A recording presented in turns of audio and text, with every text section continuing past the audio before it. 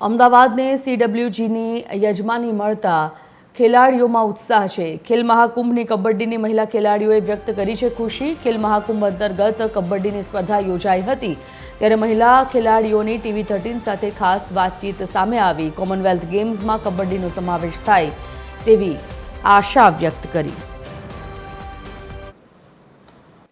Commonwealth ગેમ્સની યજમાની અમદાવાદ ગુજરાતને મળી છે અને તે અંતર્ગત દેશભરમાં એક આનંદનો માહોલ છે, ખાસ કરીને એ ખેલાડીઓ કે જે વાસ્તવિક રીતે ગેમ્સની સાથે જોડાયેલા છે, રમતગમત સાથે જોડાયેલા છે, તેમનામાં એક અનેરો ઉત્સાહ જોવા મળી રહ્યો છે। અમે નારણપુરા સ્પોર્ટ્સ કોમ્પ્લેક્સ ખાતે છીએ કે જ્યાં આજે કબડ્ડીની જે કોમ્પિટિશન છે તે આયોજિત થવા જઈ રહી છે। જોઈ શકો છો કે તમામ જે સ્ટુડન્ટ્સ છે, તમામ આજે ખેલાડીઓ અહીંયા પહોંચ્યા છે, મહિલા ખેલાડીઓ છે, યુવતીઓ છે। જોઈ શકો છો કે સ્કૂલની દીકરીઓ અહીંયા પહોંચી છે અને અલગ અલગ નાના નાના ગામથી માંડી અને શહેરોમાંથી આજે કોમ્પિટિશન માટે અહીંયા આ તમામ બાળાઓ અહીંયા પહોંચી છે। જો કે કોમનવેલ્થ ગેમ્સની વાત કરીએ, 2030ની યજમાની જ્યારે ભારતને મળી છે ત્યારે આ સંદર્ભમાં દરેક ખેલાડીને આનંદ થાય તેવી આ વાત છે, કેમ કે પ્રથમ વખત ગુજરાતને યજમાની મળવા જઈ રહી છે આની, અને એક ગૌરવપૂર્ણ ઘટના કહી શકાય।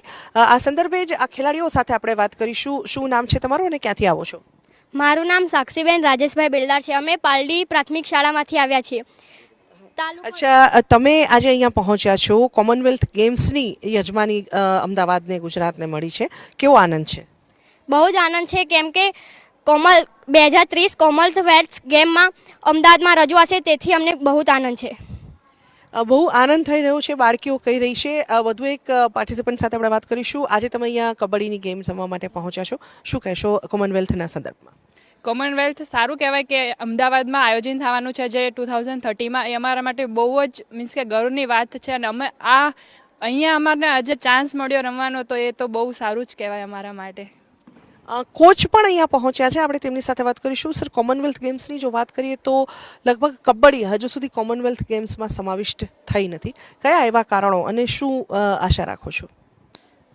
આજે અહીંયા અમદાવાદ જિલ્લા રૂરલ જેને કહી શકાય એની ખેલ મહાકુંભની કબડ્ડીની સ્પર્ધા છે અને આપ જોઈ શકો છો કે અમદાવાદ જિલ્લાના જે 10 તાલુકાઓ છે તેમાંથી બહેનો એટલે કે દીકરીઓ, મહિલાઓ ધોરણ 8 એટલે કે અંડર 14, અંડર 17 અને 17 વર્ષથી ઉપરની એ મહિલાઓ જે અહીંયા રમવા આવી છે।